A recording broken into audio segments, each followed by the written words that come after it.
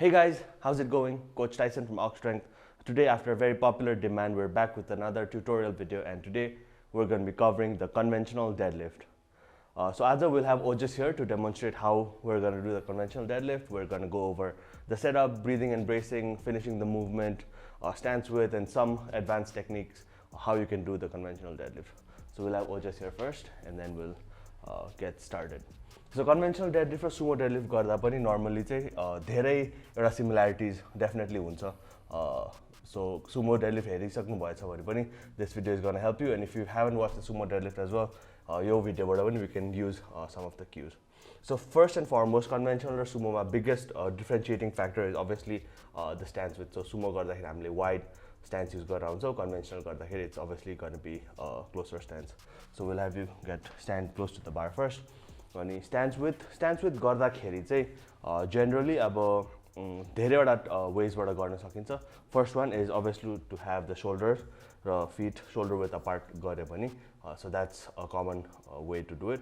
Another one how we can find out is also a very common one, like how would you take a vertical jump. एउटा vertical jump को setup गर्नलाई जस्तो गर्नु. So you would run into a vertical jump sort of. Oh, so this is Ojash को लागि चाहिँ maybe this is like a powerful position हैन. So फेरि एक दुई चोटी गर न, so natural feel हुन्छ नि तिमीलाई.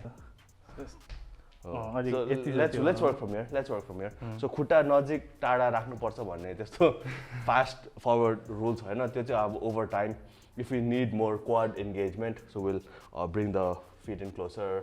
अथवा कसैको hips लामो छ भने to use more quads we'll use a wider stance. So तिम्रो अहिले जुन हामीले भेटाए त्यहीबाट स्टार्ट गर्नु न त वर्क गर्नु. सो अगाडिबाट हेर्दाखेरि this is about shoulder width नै भनौँ न. about अघि अलिकति क्लोज बसिरहेको थिएँ, सो अब चाहिँ अलिकति यति जति भयो. ठिक छ. सो यहीँबाट वर्क गरौँ. सो कन्भेन्सनल डेडलिफ्ट गर्दाखेरि फुट स्ट्यान्स तपाईँको आइडियल भइसकेपछि चाहिँ what we want do is foot arch. हामीले फुट आर्च त जुनै मुभमेन्ट स्क्वाट होस् डेडलिफ्ट होस् स्ट्यान्डिङ अप मुभमेन्ट छ भने foot arch is very very crucial.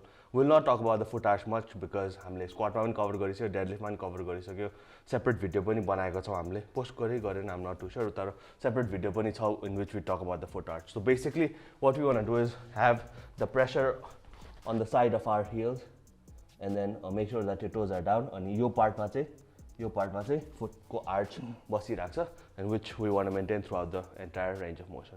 So foot arch भइसकेपछि we'll directly go into the setup है.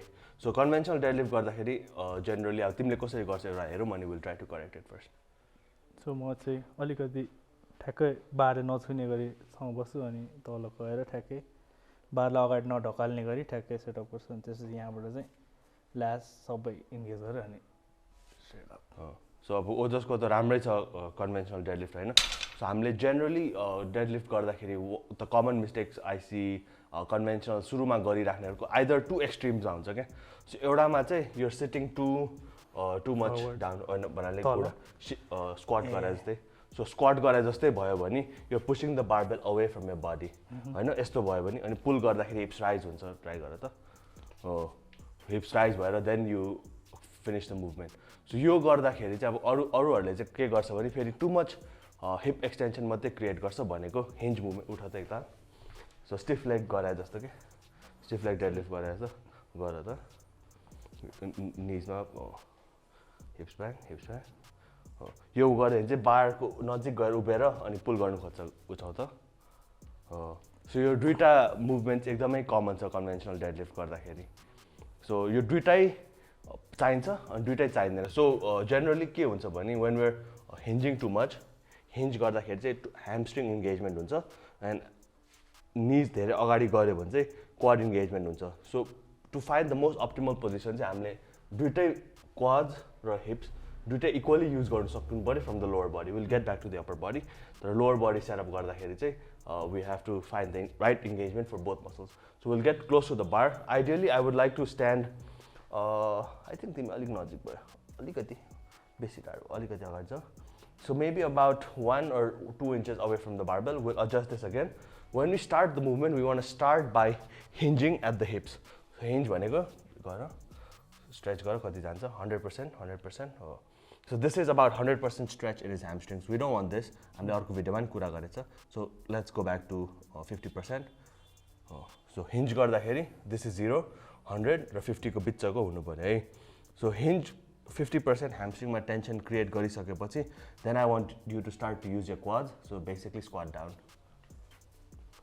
पर्फेक्ट सो जसको एकैचोटिमै पोजिसन आइसक्यो द फुट आर्च हामीले स्लिप गरेको छैन सो क्वाड्स र हिप्सको इन्गेजमेन्ट चाहिँ तपाईँले यतिबाट भेटाउन सक्नुहुन्छ है त perfect will talk about the stance with so हातको विथ चाहिँ जेनरली अब ठ्याक्कै निजभन्दा बाहिर मात्रै राख्नुपर्ने हुन्छ so if you're too far away from the barbell एउटा गरेर देखो त धेरै टाढा ओभर एक्जाजुरेटेड स्ट्याच ग्रिप जस्तो गऱ्यो भने you have to go through a longer range of motion then if you were to do it without so यति ओभर एक्जाजुरेटेड त कसैले पनि गर्दैन तर when you're in the starting position we want your hands right outside your shin अलिकति space चाहिँ छोड्नु पऱ्यो because it needs to lock out outside your hips बुझ्नुभयो है हातको वेट चाहिँ perfect will go into the ब्रेसिङ अनि अप्पर ब्याक मुभमेन्ट अनि त्यसपछि will directly I think com towards the and because यसमा चाहिँ अलिकति फास्टमै गरेर आएको बिकज हामीले इन डेप्थ सबै भिडियोजमा पनि कभर गरिसक्यो सो अब अप्पर बडी चाहिँ मैले चाहिँ जेनरली सुमो गर्दा पनि कन्भेन्सनल गर्दा पनि we do something like a top down setup जुन चाहिँ तपाईँको माथिबाटै सेटअप गरेर बार जाने and then all you have to do is basically pull the bar up so सुरुमा एब्स चाहिँ इन्गेज गर्नु सक्नुपर्ने हुन्छ है सो त्यो गर्नुलाई चाहिँ फ्लेयर गर त एकताल फ्लेयर गर्दाखेरि एब्स इन्गेज गर्नु सक्दैन होइन ग्लुज पनि इन्गेज हुँदैन यो पोजिसनमा हुँदाखेरि ग्लुज स्क्विज गर्नु खोज्दा खासै हुँदैन एब्स पनि फ्लेयर हुँदैन so what you want to do is put our ribs down glutes in perfect so यो चाहिँ एउटा जेनरल स्टार्टिङ पोजिसन भयो यो भइसकेपछि you want to stretch our arms out long हो पर्फेक्ट अप्पर ब्याक न्युट्रलै राख अलिकति सिधा हो पर्फेक्ट सो यो एउटा ब्रिदिङ पोजिसन चाहिँ तपाईँले याद गर्नु सक्नुपर्छ है सो रिब्स फ्लेयर होइन रिब्स हल्का एक्सटेन्डेड पोजिसनमा चाहिँ हुनु पऱ्यो पर्फेक्ट सो रिब्सलाई डाउन गर्नु पऱ्यो जस्ट लाइक द स्क्वाड अनि sumo deadlift we want to take in a sip of air from our mouth directly into our stomach धेरै ठुलो हावाले पनि छातीमा जान्छ रिङ्गाटा लाग्छ we don't want that small sip of air then will maintain this position, start with a slight hinge, 50% hinge, knees down, quads down, perfect. So यो पोजिसनमा तपाईँ भइसकेपछि आई थिङ्क युआर युजिङ अलिकति निज अझ अगाडि जानुपर्छ हो अझ अगाडि जानुपर्छ यो पोजिसनमा भइसकेपछि तपाईँको लेग्सबाट पनि प्रेसर आउँछ हिन्ज पावरबाट पनि प्रेसर आउँछ sort of like leg press गरे जस्तो हल्का फिल हुन्छ यो पोजिसनमा लाइक तिमीलाई उल्टा सुताइदियो भने लेग प्रेस गरे जस्तो हल्का हल्का फिल हुन्छ हल्का so try to push the ground away from you as you're pulling as you're standing up with the barbell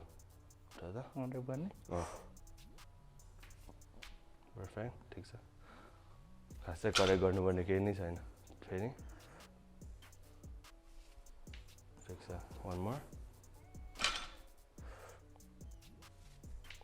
perfect so ओजसको चाहिँ अब is a very efficient sumo dead lifter so उसको चाहिँ यो गर्दाखेरि नेचुरली स्ल्याकहरू उठिरहेछ सो स्ल्याक भनेर पनि कन्भेन्सनल डेड लिफ्टमा पनि equally as important as when we were to do sumo dead lift so slack भनेको चाहिँ यो पार्ट छ नि यो साउन्ड जुन आउँछ यो हटाएर चाहिँ then we want pull the barbell so एउटा स्ल्याक नतानिकन गर त सबै कुरा मिलाऊ तर स्ल्याक नतानिकन साउन्ड आउने गरे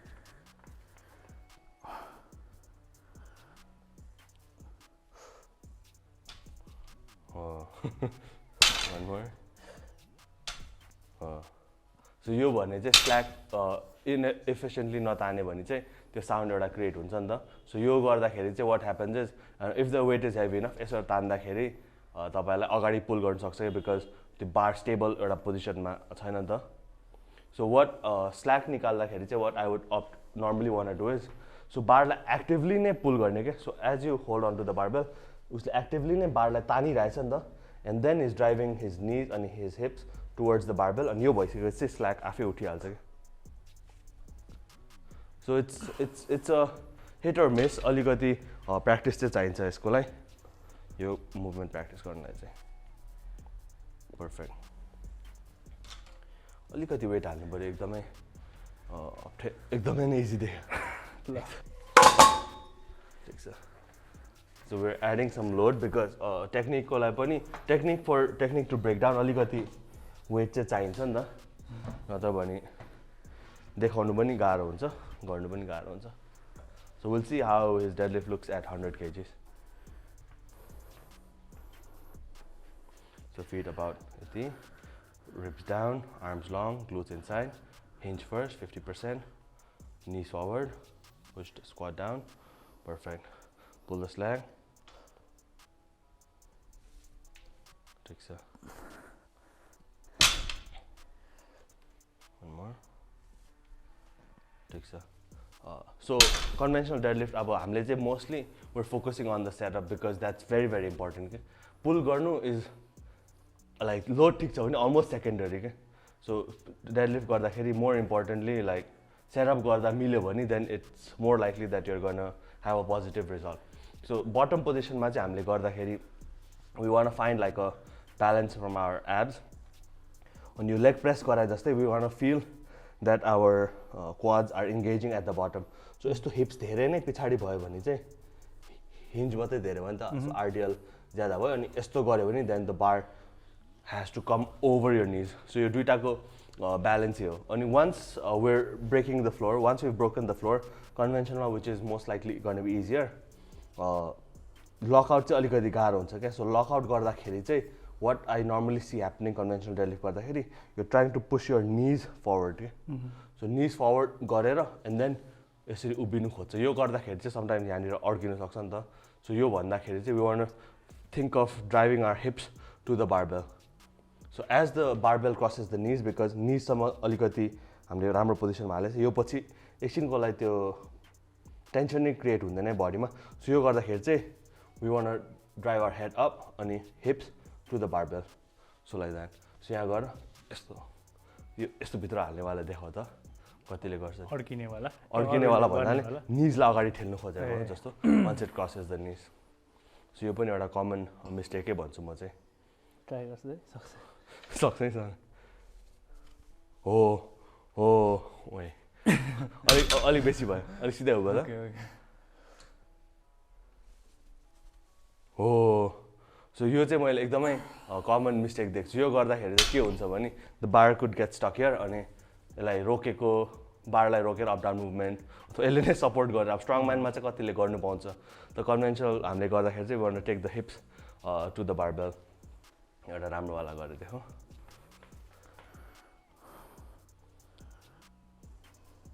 ठिक छ ठिक छ just take hips to the barbell अझै अलिकति ढिलो आयो हिप्स बिकज तिमीले ह्यामस्ट्रिङले नै लकआउट निज क्रस हुन साथै नै हिप्स टु द बार अझै अलिकति अझै एउटा गरेर यो क्रस हुन साथै हिप्स भित्र हिप्स टु द बार अगाडि भित्र भन्नाले नि अगाडि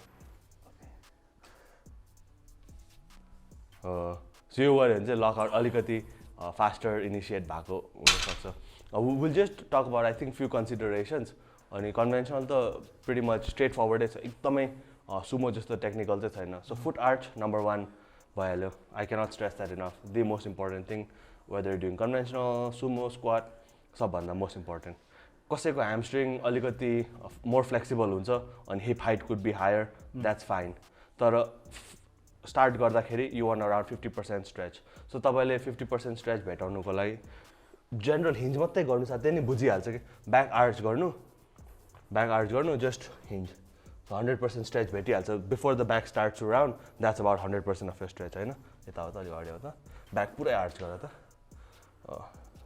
आइडियल गर अब घुम्नु थाल्यो नि ब्याक सो यो 100% स्ट्रेच भन्दा बढी गइसक्यो खुट्टा नि उठिसक्यो सो यो 100% स्ट्रेच भयो होइन सो वी वान अराउन्ड 50% ह्यामस्ट्रिङको फिल मात्रै बुझ्नु क्या so 50% stretch on the way down so that's another consideration होइन कसैको खुट्टा सोर्टर हुन्छ सो उनीहरूले मोर क्वाड डोमिनेन्ट हुन्छ but we still want use 50% of the stretch 50% stretch भएपछि देन वी पुट हाम्रो quads in position so that's another consideration that we want put धेरै जस्तोले कन्भेन्सनल डेडलिफ्ट गर्दा ब्याक आर्च चाहिँ राख भन्छ विच इज रङ आइडियल गर्दा if you want find optimal stretch अब आइडियल जस्तो मुभमेन्टहरू गर्दाखेरि चाहिँ कहिलेकाहीँ we could use this technique अहिले भर्खरै तिमीले गऱ्यो नि सो द्याट हाम्रो मसलमा 100% स्ट्रेच हुन्छ अनि आफ्नो लिमिट पनि भेटायो नि त योभन्दा माथि आएपछि गर्ने तर कन्भेन्सनल डेडलिफ्ट गर्दा म्याक्सिमम पावर आउटपुट गर्दा 50% स्ट्रेच हुनु पऱ्यो सो ब्रेसिङ गर्दाखेरि ब्याक आर्च भयो भने ग्लुट्स एक्टिभेट गर्न सक्दैन हामीले, एब्स एक्टिभेट गर्न सक्दैन. सो धेरै जस्तोले ब्याक फ्ल्याट भन्छ, चेस्ट अप भन्छ, which could be a very very wrong cue because it'll also put too much stress on the hamstring, which could be good in some instances, तर for maximum power we want 50% of that होइन. So ribs down, glutes inside, arms long. गरेर देखाउने यस्तो वाला एउटा हुन्छ, त्यो गर्दा नि हुन्छ. यसरी नै बस्यो. हो, यो अझै आर्च गर नि ब्याक. हो, यस्तो राम्रो देखा जस्तो लाग्छ होला कतिलाई, तर the हिप्स is in a very unfavourable position क्या. हेर्दै ढाँट्दिन्छ मेरो. टोर तान्नु नि गाह्रो, पावर क्रिएट गर्नु पनि गाह्रो हुन्छ. ब्रेसै गर्न सकेन मैले. सो हामीले क्वाड्स इन्गेज गर्नुपर्छ. क्वाड्स इन्गेज गर्नु त इजिएस्ट भयो, स्क्वाड गरे जस्तै गर त. स्क्वाड गरे जस्तै just put your hips down, hips back, quads down. Perfect, ठिक छ. सो क्वाड्स पनि हाम्रो सो क्वाड इन्गेजमेन्ट उठ त. सो क्वाड इन्गेजमेन्ट पनि यस्तो हुन्छ. So too much quad engagement भयो भने चाहिँ it starts to become like a squat. So squat गर्दाखेरि जेनरली तिमीलाई हाफ स्क्वाड इजी हुन्छ, फुल स्क्वाड इजी हुन्छ. हाफ स्क्वाड इजी हुन्छ होइन. सो अब यसमा त फुल स्क्वाड गर्नुपर्ने डेप्थ लिमिटेसन छैन नि त. सो यु वान पुट हाम्रो quad also in the most strongest position. So यसमा पनि 50% जति टेन्सन. पुरै तल गयो भने पावर क्रिएट गर्नु गाह्रो हुन्छ नि त. पुरै तल बस्छ त. पावर क्रिएट गर्नु गाह्रो भयो नि त होइन. तर अब तिम्रो बडी नेचुरली आफ्नो पोजिसनमा आउँछ. सो कन्भेन्सनलमा चाहिँ यही हो बेसिक क्युज. अनि आई थिङ्क अरू केही तिमीलाई एड गर्नु छ भने गरौँ न त. भने आई थिङ्क वी क्यान. अरू त खासै त्यस्तो छैन होला. आई थिङ्क यही नै हो कुराहरू, ब्रेसिङ अनि त्यो मेन मिस्टेक गर्ने कुराहरू यति नै हो. So I think that helps, and if you like the video, make sure you check out हाम्रो website as well. हाम्रो coaching team सँग छ, ओजसँग one-on-one work गर्न मिल्छ, मसँग गर्न मिल्छ, नेहा छ, मोहित दाइ छ in the team, nutrition plans, templates, lots of things happening at Ox Strength nowadays. And if you have any other questions, me and Ojash will be hanging out in the comments as well, so we'll be replying to your questions if you have any. You can send us a DM on Instagram, send Ojash a direct message. Don't send me. I might not reply, but send Ojash a direct message. We'll have Ox Strength support for you guys. And yeah, of course. And we're also prepping Ojash for a big peak. And we would love to have you guys join the journey as well. So त्यो गर्दाखेरि peak with Ojash भन्ने template is on the website as well. We've got early bird discount up until 5th of June. 5th June. And the program is going to start on 19th. So we'd love to have you guys on the template as well. Thank you. Thank you for watching.